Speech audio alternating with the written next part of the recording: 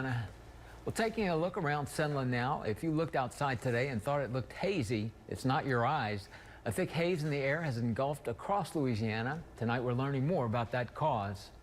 This was the view around downtown Alexandria at around 3 this afternoon. The haze comes from smoke from fires in Mexico.